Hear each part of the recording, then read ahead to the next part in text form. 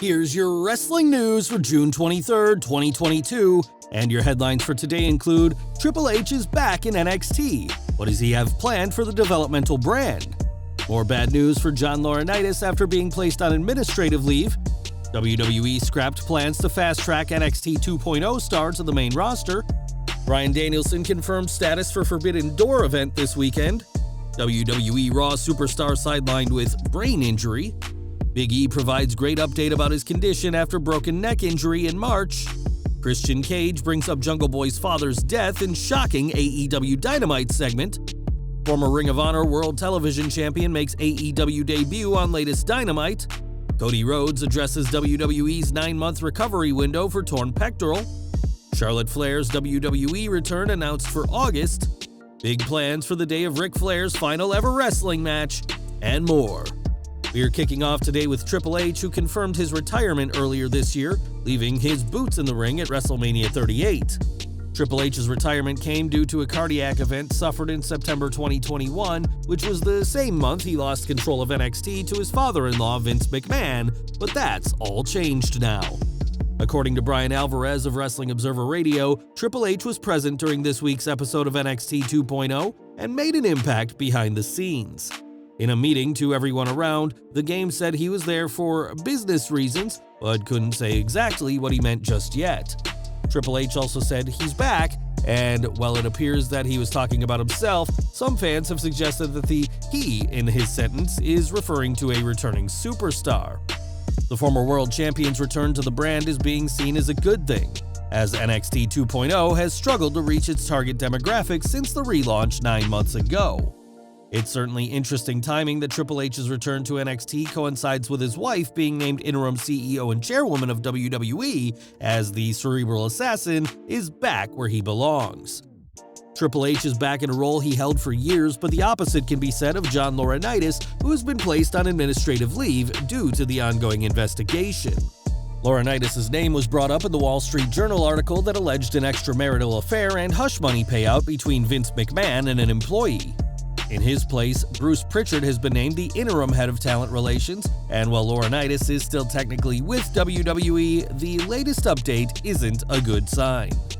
Ringside News has been told that Laurinaitis' WWE cell phone number has been shut off, the same working number he's had since joining the WWF following the collapse of WCW all the way back in 2001.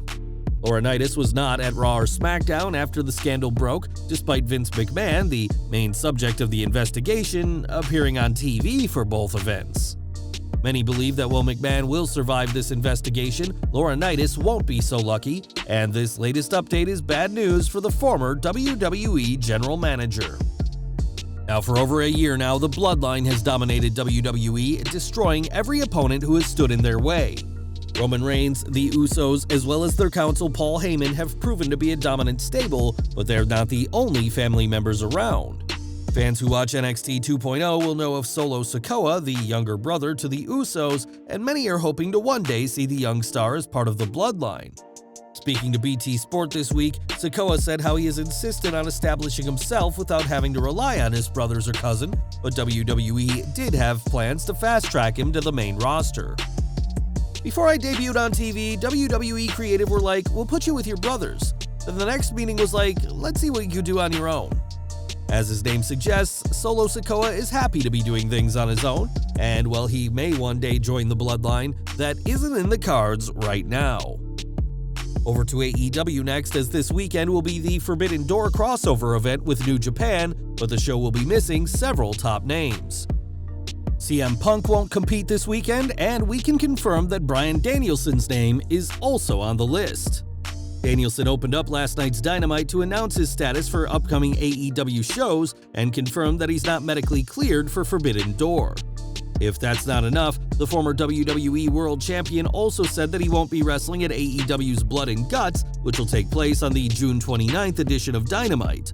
Danielson promised that he has an amazing replacement and he can't wait to see what he does in AEW, but he didn't reveal who he has in store. New Japan's Zack Sabre Jr. has publicly called out Danielson for a match, which obviously won't be happening now, and we'll just have to wait and see who Bryan has in store as his replacement. It's not just the AEW stars who are on the injured list, as Rhea Ripley is out of action and has been pulled from the upcoming Money in the Bank Premium Live event. Ripley had been scheduled to challenge Raw Women's Champion Bianca Belair on July 2nd, and we now have an idea as to what exactly is wrong with the Australian superstar. When a fan posted on Instagram that Ripley doesn't look particularly injured, Rhea responded by revealing that she's actually dealing with two issues right now, her teeth and her brain, by replying, "Brain/teeth.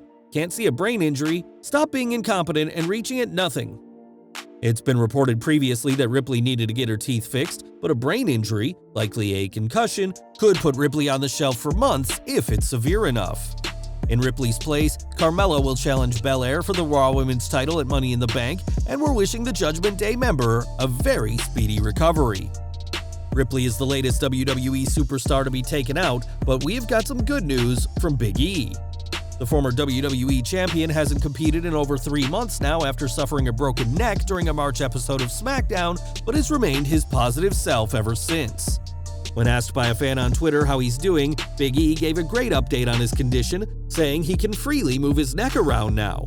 It wasn't too long ago that Big E was forced to wear a neck brace and was unable to move his head, so this is a great step forward in his recovery.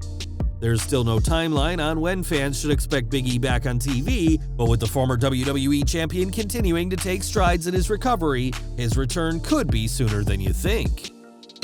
Back to AEW, as on last week's Dynamite, Christian Cage turned heel, attacking Jungle Boy and berating his mother at ringside.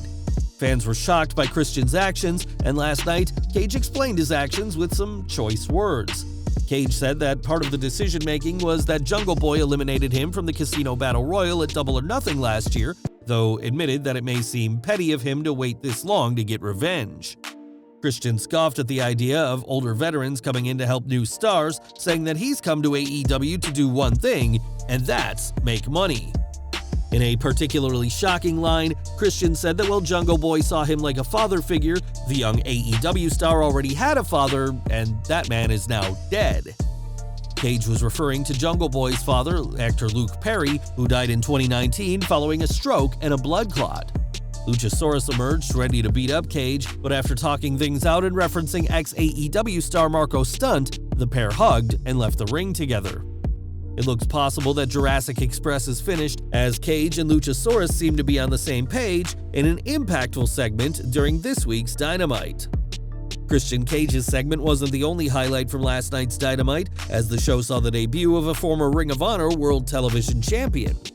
With Adam Cole on commentary, Hangman Adam Page went one-on-one against the debuting Silas Young in what ended up being an impressive showing for the latter.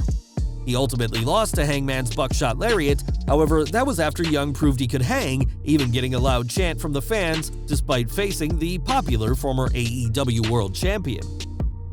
A former two-time television champion, Young proved himself on last night's Dynamite, and perhaps Tony Khan will have a place for him in the new Ring of Honor. Back to WWE now, as earlier this month, Cody Rhodes fought through a torn pectoral muscle to defeat Seth Rollins at Hell in a Cell.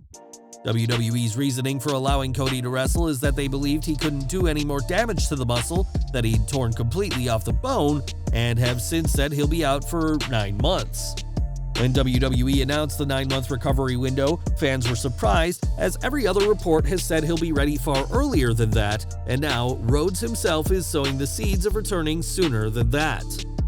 In an Instagram story, Cody speculated that he'll be back far sooner than 9 months, writing, "I've heard 9 months, that's their plan. I've never convinced myself with other people's projections. I've got a plan of my own. Let's finish, all of us."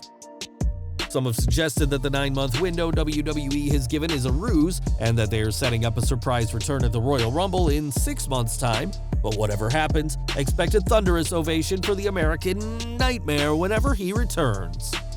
Cody isn't the only big name who's missing from WWE recently, as it's been over a month since fans last saw Charlotte Flair.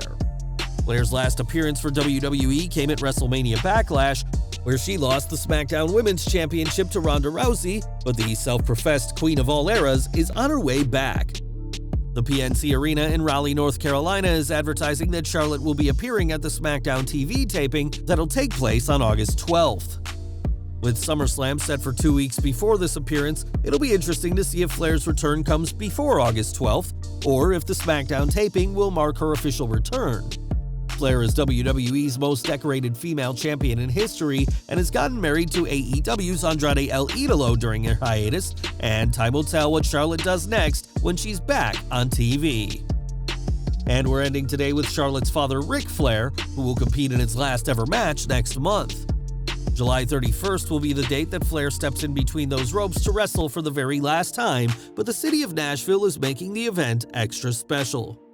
Nashville Mayor John Cooper has declared July 31st will be Ric Flair Day, and that the property at 500 Wedgwood Avenue will be renamed the Nashville Flair Ground from July 29th to the 31st. Due to high ticket demand, Flair's last match was recently moved from the fairgrounds to Nashville Municipal Auditorium, and we're excited to see what the dirtiest player in the game has up his robe sleeves for his final ever match. Well guys, that's our news for today. Please share your comments below. Also hit the like button, subscribe to our channel, and hit the bell icon to receive all notifications. And as always, thanks for watching.